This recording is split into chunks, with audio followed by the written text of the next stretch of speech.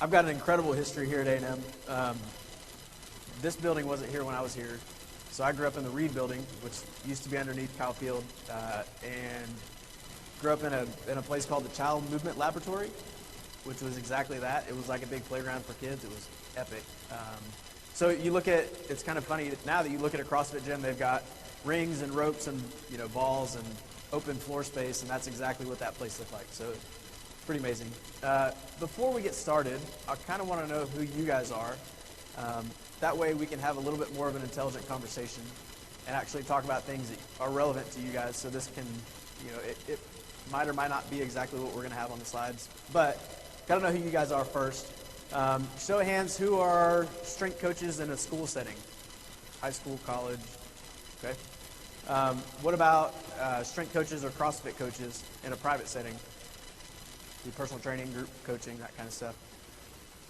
Okay, awesome. What about athletes yourself? Compete in any number of sports? Awesome. Anybody a CrossFit competitor? Charlie, there you go. Anything I miss?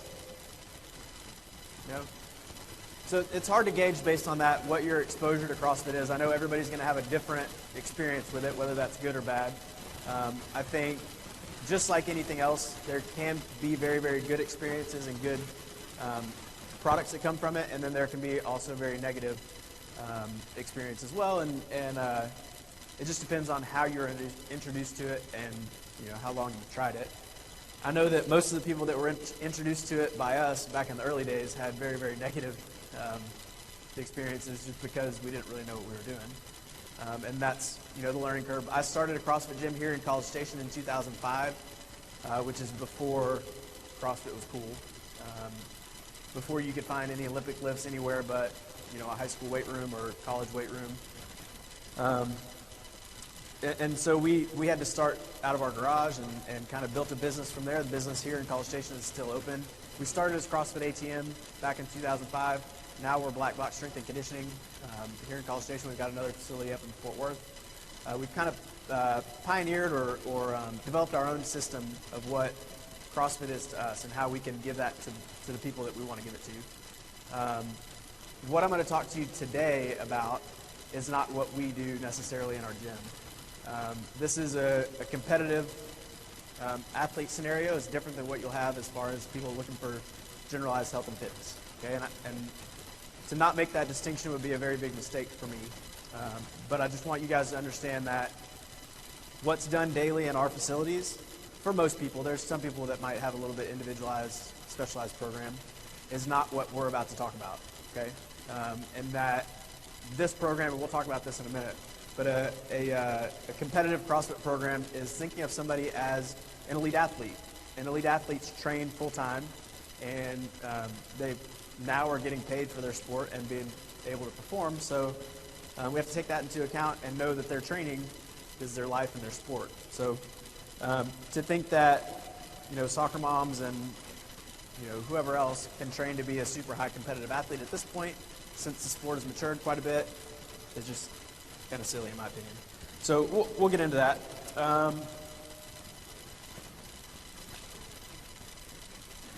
First, who am I? Owner of BlackBox Fort Worth and College Station. Like I said, we started in 2005 before CrossFit was cool, before anybody even knew about it, and have since kind of developed our own brand of what CrossFit is. And okay,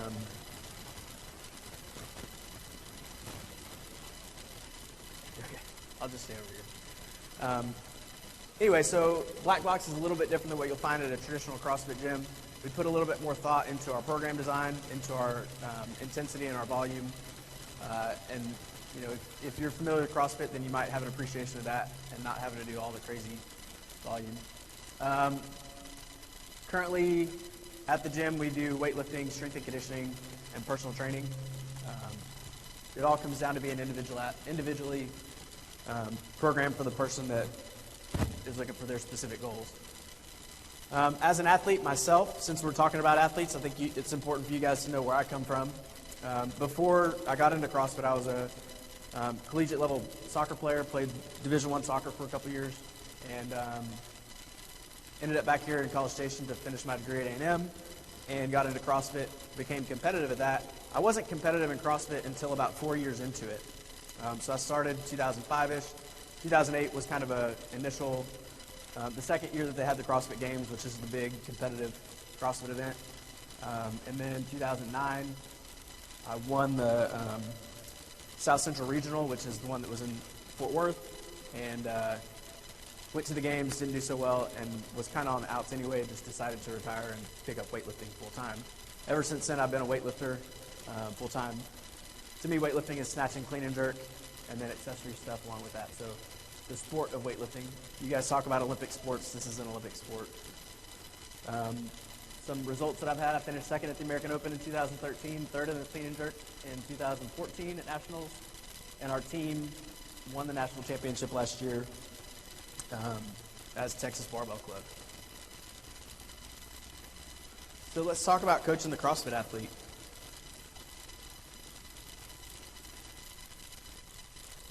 Before we do that, we need to talk about what is CrossFit. I know some of you do it, some of you coach it, but let's talk about what it actually is. And I think that we need to make a distinction between three different categories. Number one, the exercise and how they describe it in their seminar certifications. It's constantly varied functional movement, high intensity. Okay?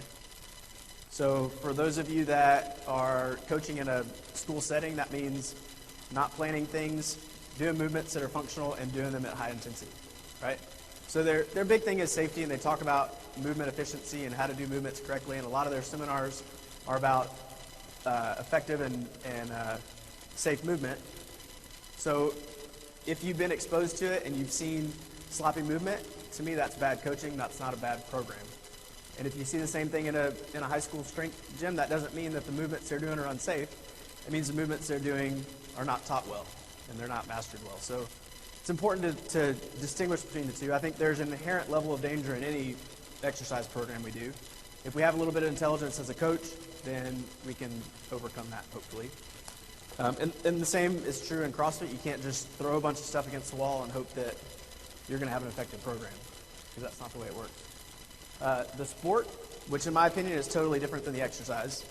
The sport is the competitive world of CrossFit, with the culmination of the CrossFit Games, which I think are coming up here in July. So they have it yearly, and there's a qualification process, and that's kind of the big season of CrossFit. Starts about February or March and goes through July as a competitive season with qualification and everything. However, there's an increasing amount of competitions throughout the year. So at a local level, at a regional or state level, there's some more competitions that are available for people. So, looking at people that want to be competitive, there's more opportunities to compete, which is a good thing, right? And then the business of CrossFit, which is booming at this point. I think that consists of three things. Education, which is their main source of outreach to the community. So they've got seminars.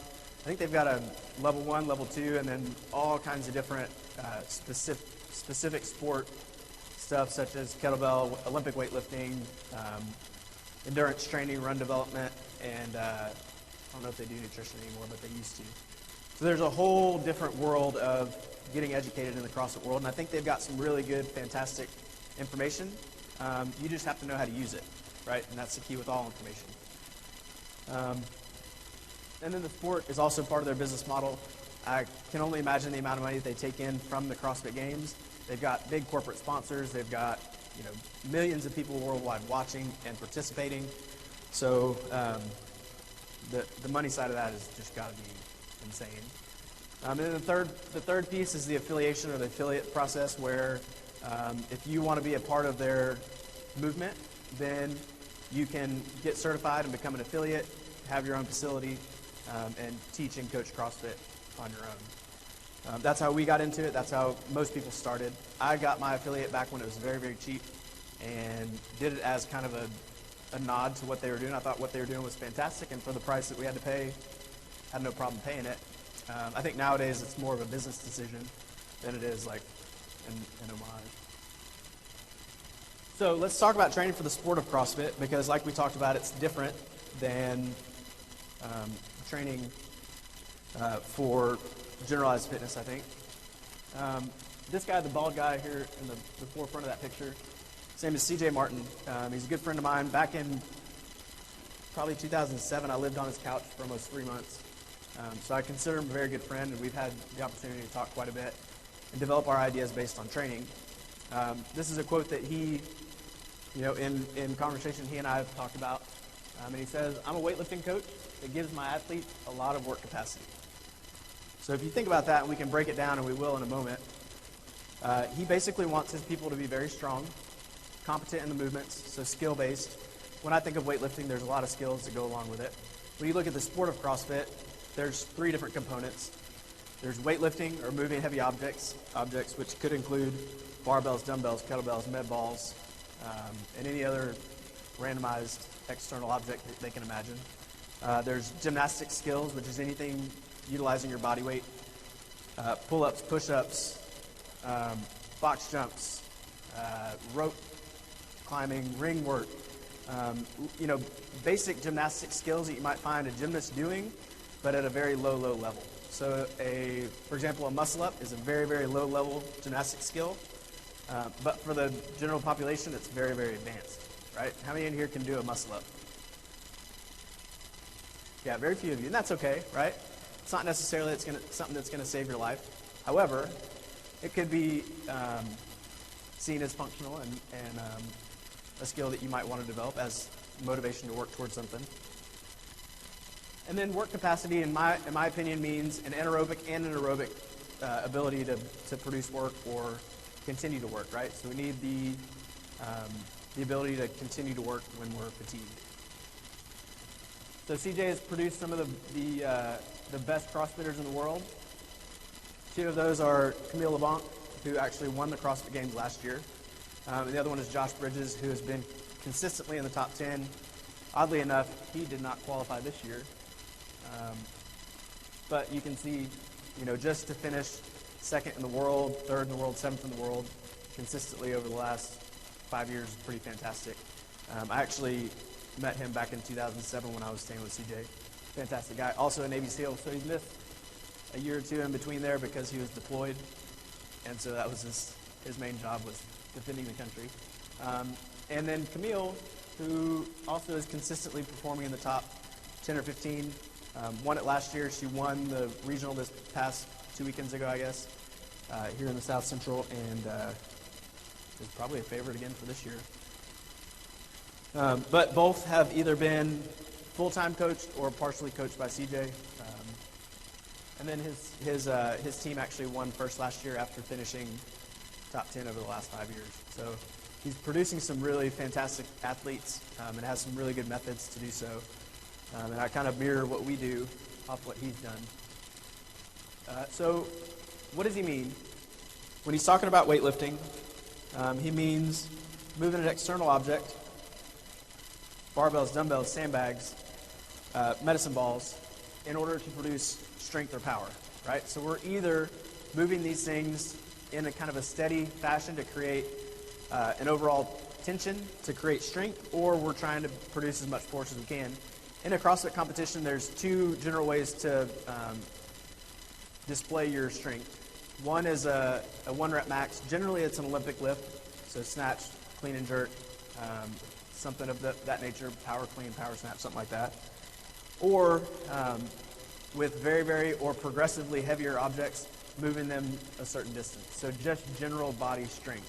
So you're not actually going to go out there and squat a 5-rep max, but you may go out there and pick up a yoke and try and carry it as far as you can. Or you might have to, move a pile of sandbags as fast as you can from one side to another, and that's, in my opinion, a generalized test of strength. And then gymnastics is the second component. Gymnastics, we kind of talked about body weight skills. This to me is a very skill-heavy capacity to develop. So what we want to do is spend a lot of time learning the skill and only occasionally incorporate it into a conditioning setting where you're actually out of breath, having to worry about your heart rate and your aerobic threshold and all that stuff. And then your final capacity will be aerobic capacity. And I say that meaning that we've got to be able to go when we need to. And I think one of the main things that's missed in CrossFit programming is an aerobic system training. And if we don't have an effective aerobic system, then we're not going to be able to recover from the training that we're doing. I attribute a lot of my success to having a background in aerobic training through soccer. If I didn't have that effective, efficient aerobic system, then I wouldn't be able to recover for the training that I did. And recovery to me means between reps, between sets, between days, right? So an aerobic system will allow you to recover from one set to the next better than if you don't have an aerobic system. Does that make sense? So say, for example, we're doing heavy sets of squats, sets of 5 to 7, whatever gets your heart rate going. If I have an effective, efficient aerobic system, then I'm going to recover quicker between sets and be able to produce more force on the next set, as opposed to needing 5 to 10 minutes to recover if I don't have an effective aerobic system. Does that make sense to y'all? I can't stress enough, I probably will later, about how important that aerobic system is. So when we look at creating a program, I think the first thing that we need to realize is this is a very competitive sport. People need to do this at a high level, and therefore it needs to be individualized. So when we look at team sports, we can get away with doing a little bit less individualized program design because everybody's playing the same sport. When you look at CrossFit, everybody has different capacities and different abilities. So we need to be able to perform at a high level at all the abilities. So we need to be able to individually program and design their program. So we have an option at our gym where we design individualized program. We've got a handful of people that we do coach through that, and over the years I've coached hundreds of people in that.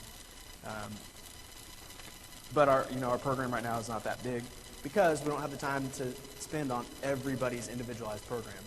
So our program is a lot smaller, a lot more intimate. We can put a lot more effort into the people that we're actually designing programs for because they need that individualized design.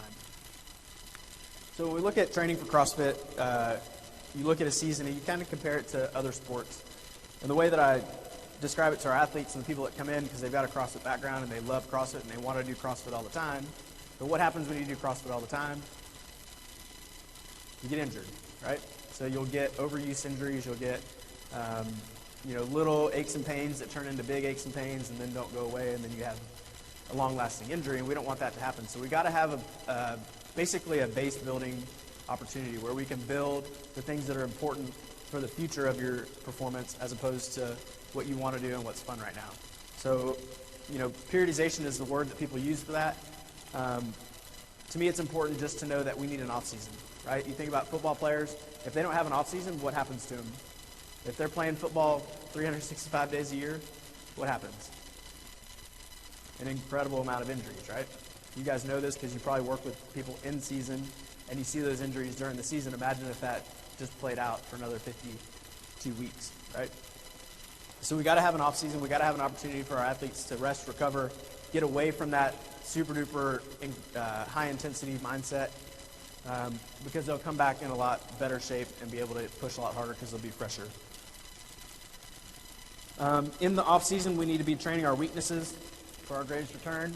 That could be weaknesses physiologically, like strength related or aerobic capacity training, but it can also be skill related. So, if somebody's struggling with some gymnastics movements, then we need to be able to work those gymnastic skills. We use this the majority of the year. So in a 12-month training cycle, probably 7 to 9 months, depending on the person, are spent in this kind of off-season period where we're actually training weaknesses, working on things that are going to build that base and help them perform better when it's time to go. We've got strength skills. A lot of the strength components in CrossFit are very, very closely related to skills. Those of you not familiar with the Olympic lifts, just know that it takes people an entire lifetime to master those lifts. And so thinking that you can throw them in as part of a program and become efficient at them is just ludicrous and silly. I've devoted my whole athletic career at this point to it. So I'm 7 years into a weightlifting career, and I feel like there's still an incredible amount of deficiencies that I'm working with. So to think that it can be just a little part of your program and you're going to get better at it and good enough to be competitive is, in my opinion, not wise. Aerobic capacity is incredibly important. Like I said, that's your ability to recover between sets, reps, days, weeks, right? That's your recovery engine. It's your ability to utilize oxygen and perform at a high level. If we can't get that energy transfer, then we're not going to be able to perform. And then in preparation for competition, we got to increase volume and intensity.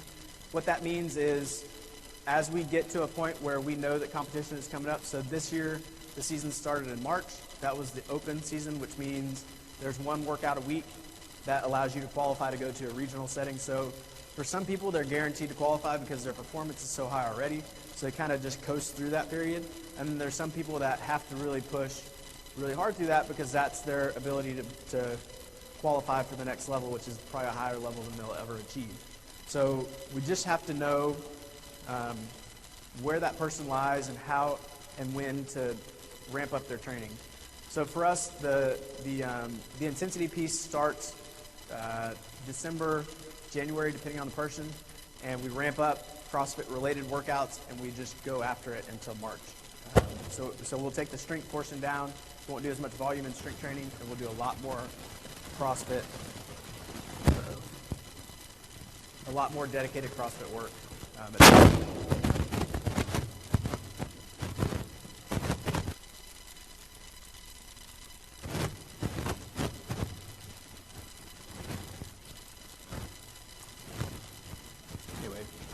So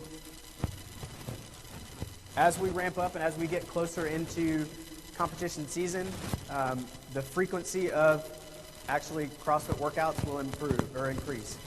And that means to me that instead of doing a CrossFit workout twice a week, we'll go 3 to 4 times a week and even 5 or 6 times a week based on how close we're getting. And then, there's a small period of back off where we can back off a couple days. The best way this was described to me was when you look at boxing and you talk to somebody that's preparing for a boxing match. And if that person goes into a boxing match having tapered, right, in a traditional sense, in weightlifting we taper because we want our body to recover a little bit and then we want to be able to put in our best effort at the end of the week. So we spend a week kind of backing off the intensity, backing off the volume. Think of it as a boxer. If you take the intensity or the frequency of being hit in the face away from a boxer over the course of a week, and then you put them in a boxing ring and ask them to perform, what's going to happen the first time they get hit? They're going to get their bell rung. They're not used to being hit. So they don't need to be hit hard for that week, but they need to be hit, right? So in our preparation for competition, we hit them, right? We have some intensity. We have some, relative volume. We let them go hard, but we don't ring their bell, right? We just kind of keep hitting them, keep hitting them, and then we put them in a competition, and we hope that their mind can carry them through and their abilities will carry them through. Because they're adapted to the training at that point. The volume is lower, but the intensity is still there. So they should be recovered within their constraints. Same thing with a boxer, right? You put a boxer into a ring and he hasn't been hit, first time he's going to get run. So this is something that I've came up with. We got to have regular but not frequent exposure to CrossFit workouts during the season. We can't pull them out completely. So we can't turn this into a strength and aerobic program, although I would like to. If we do that, 2 things will happen. Either somebody doesn't want to go back to CrossFit because it hurts so bad, right? Or they'll lose that drive, they'll lose the ability to push when it's time to push. And because CrossFit is such a will or desire-driven sport, they've got to have that frequent exposure and they've got to care about it. So if we take it out, then we kind of lose that passion for it. So we want to give frequent but not regular exposures. And then we want to increase that frequency as the season gets closer. So we might go from 1 or 2 workouts a week to 2 to 4 to 6 as we get closer. And then usually we found that about 3 months is sufficient to create intensity tolerance necessary for competition. What that means is basically, I have no doubt that any of you could go out into a CrossFit setting, perform a workout there at super high intensity and do pretty well, right, within your constraints of what you can perform at. However, it's not the ability to perform that makes a CrossFitter so impressive, it's their ability to recover, okay? So when we look at somebody that's preparing for competition, we sometimes have multiple workouts in a day. We have multiple, bouts per se. So you might have a 5-minute bout and then a rest and then a 5-minute bout of that exercise. So we have to be able to recover efficiently. I know that if I were to go out and do a 5-minute workout right now, I would be plastered to the floor for 2 hours, right? And probably wouldn't eat lunch and probably would have to go lay in my bed for another 2 hours. And that's because I'm not tolerant right now to that kind of intensity and that kind of volume. I could do it and I probably would perform well, but I wouldn't be able to recover from it. And that's the key with a CrossFitter. We got to be able to continually recover from it. And that's why we train them the way that we do. Competition is more about the ability to recover, not the ability to perform. And then the ability to perform comes from the heart and the will to win. And you must care to succeed in CrossFit, which is the main reason why I stepped out of it, because I didn't care anymore. So let me talk a little bit about some examples I've got, some people that I've coached over the years and still coaching. These are 3 of the better ones that I've got and that have stuck with me for quite some time. So Mona, she came to me in 2012, I think. Actually, I went to her. I knew some people in South Africa. She's South African and lives in South Africa. Some people that were training with her at the time came to me and said, hey, Mona wants to quit weightlifting and go CrossFit full time. And I couldn't let that happen because I thought that she has an opportunity to go to the Olympics, and that's not something that you can do through CrossFit yet, at least, right? So I thought to myself, you can do CrossFit later. Let's train for weightlifting now and let's see what we can do with that. So that's what we've been doing ever since. We were on basically her off season in weightlifting consists of CrossFit, and she does CrossFit. She owns a CrossFit gym, so she's actually competitive in CrossFit as well. However, it's not her main focus, and in fact, this year she won the CrossFit Open in South Africa and was the top of the podium there, and declined the invitation to go to regionals, which is something a lot of people would kind of freak out about. But now she's committed to weightlifting. The World Championships are here in Houston this year, which she's going to hopefully come to. And then the Olympics in Rio would be kind of the ultimate goal. After that, we're going to reevaluate and see where she's at. Age-wise in weightlifting, you get past 28 or 30, and your hopes and dreams get crushed, as does your body with the training. So I've been coaching Mona for 4 years. She was a competitive weightlifter and martial artist as a kid, and now she's focused on weightlifting and CrossFit. In the 63-kilo weight class, she's done 87 and 107. I think she's actually done 88 and 110 in training, but in competition at 87 and 107. And then she's currently top 5. I wrote this before she had actually qualified, so she's number 1 in her region at this point. She just didn't go to the regional competition. She's also a gym owner, like I said, so she enjoys to do CrossFit with her members and with her friends. So we allow that to some extent. In fact, I think in women, and this is kind of a side topic, but I think women actually will get stronger to some extent with CrossFit if they're doing it well.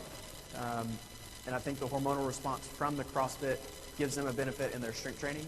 She's stronger now than she's ever been. And I think that's a testament to, number one, being focused on her training and her nutrition and her lifestyle, but also throwing in a little bit of a mixed modal training, which is what CrossFit is. So giving her exposure to a lot of different things and allowing her body to adapt to that. Here's her current program. This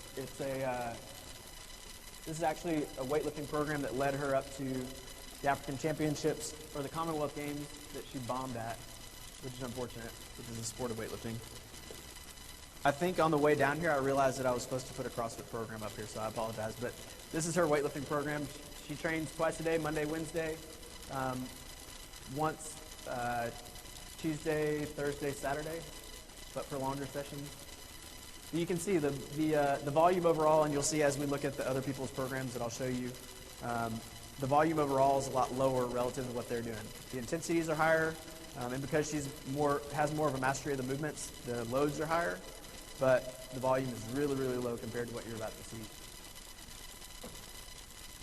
So she did 110. She bombed out at like 80 or 85 in the snatch. Just kills you to watch. So Candace is actually a Fort Worth local. I met her in 2000, had to be late 2011, 2012. And I'd known her for quite a while. She actually won the South Central Regional with me in 2009. She won it again in 2010. I think she went to the games again in 2011. And was looking for some kind of coaching. She's just a naturally gifted, talented athlete. And so, to be able to corral that talent and be able to give her the program and the abilities going forward to perform was something that she was really looking for. And the motivation, right? When you got somebody looking over your shoulder, making sure you're doing what you're supposed to be doing, then you're more likely to perform. Let's see. She's been a top-level CrossFitter since 2010. And then also a national-level competitor in weightlifting in the 63 weight class. She's currently a professional grid athlete, which is pretty unique. Anybody heard of the grid? Yeah. So it's this new sport which basically takes a team and puts them in a CrossFit type workout, but in a very, very controlled setting.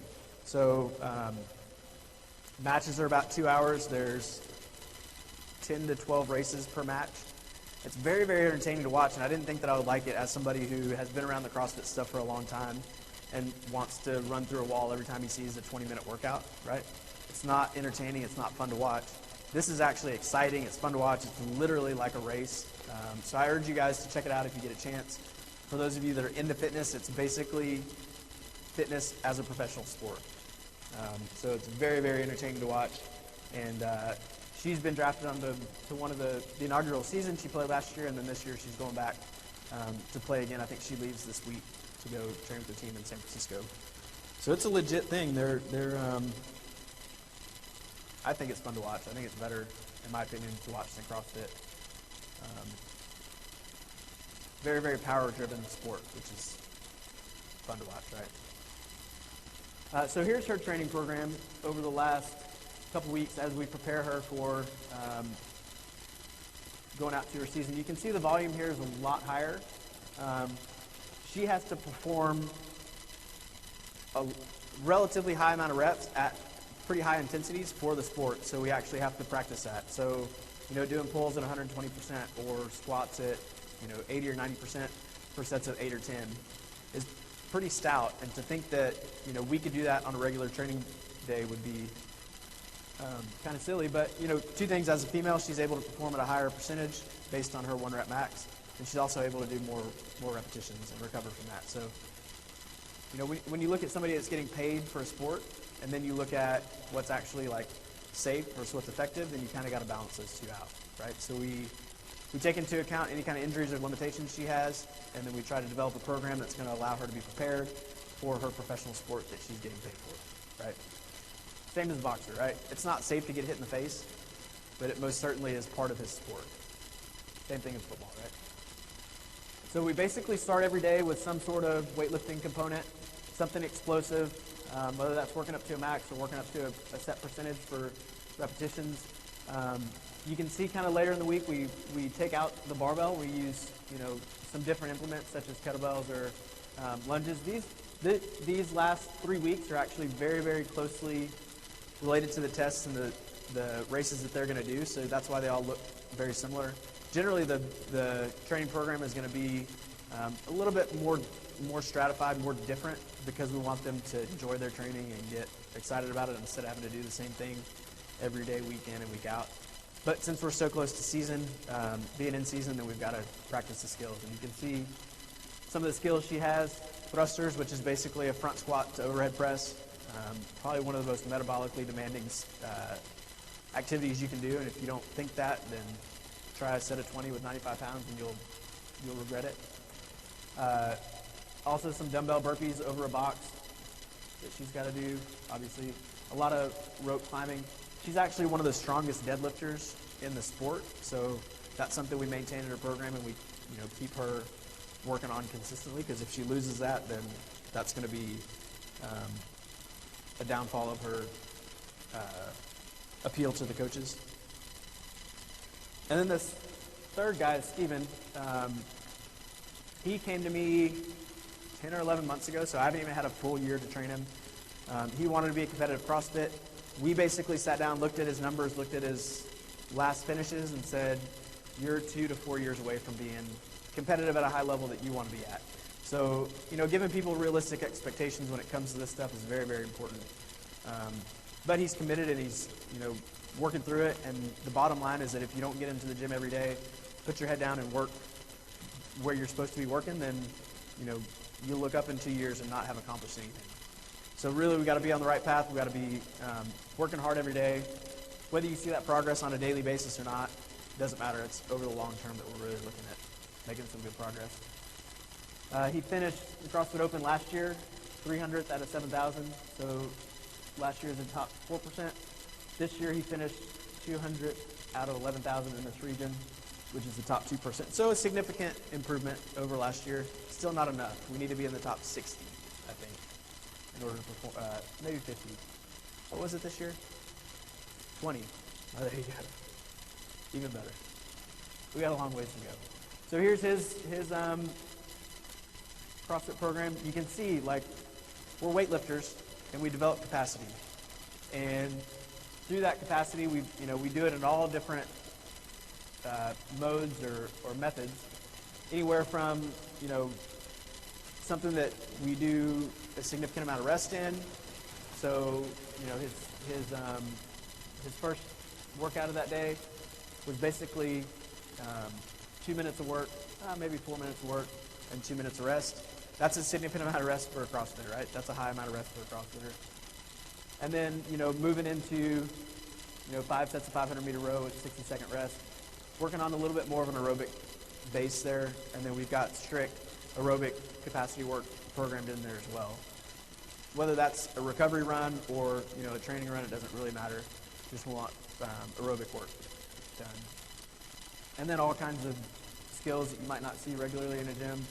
Burpees, toes to bar, muscle ups, double unders, all that fun stuff, right? Because that's what we're going to see in competition, so we got to be able to do that on our own.